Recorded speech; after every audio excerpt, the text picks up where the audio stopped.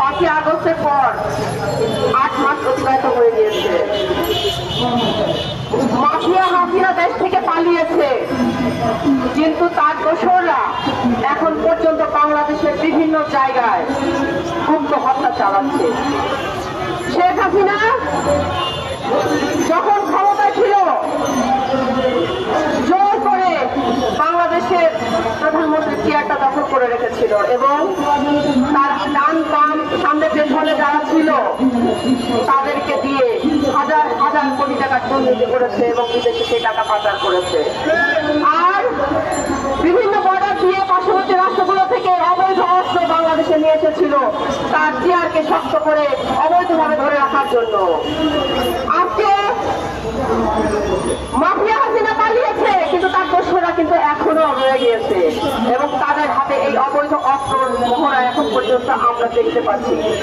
আমরা এখন পর্যন্ত দেখতে পাই গুপ্ত হত্যার মাধ্যমে আমাদের ভাইদেরকে, নিরাপরাধ ভাইদেরকে এখনো হত্যা করা হচ্ছে। এই অন্তর্বর্তীকালীন সরকারে সেদিকে কোনো মাথা ব্যথা নাই। আজকে নির্বাচন দিবে দিবে বলে মূলে ঝুলিয়ে রেখেছে, নির্বাচনের কোনো রোড ম্যাপ নাই। আমরা তো একটা ফ্যাসিস্টকে বিতাড়িত করেছি বাংলাদেশ থেকে, আর কোন ফ্যাসিস্টকে জন্ম দেওয়ার জন্য নয়। 17 বছরে হাজার হাজার ভাইদেরকে আমরা হারিয়েছি, এখন পর্যন্ত নিখোঁজ আছে, অজস্র ভাই ফিরে আসে নাই। আমরা অজস্র ভাইদেরকে খুনের শিকার হতে দেখেছি, আমরা এই ঢাকার রাজপথকে রঞ্জিত হতে দেখেছি রক্তের। আমরা শেখ হাসিনা সেই রক্তের হোলি খেলা দেখেছি। আমরা ভুলে যাই নাই সেই দুঃসময়ের কথাগুলো। 24 আমাদেরকে আবারও রক্ত নিয়েছে, এই ঢাকার রাজপথ থেকে অজস্র ভাইদেরকে আমরা হারিয়েছি।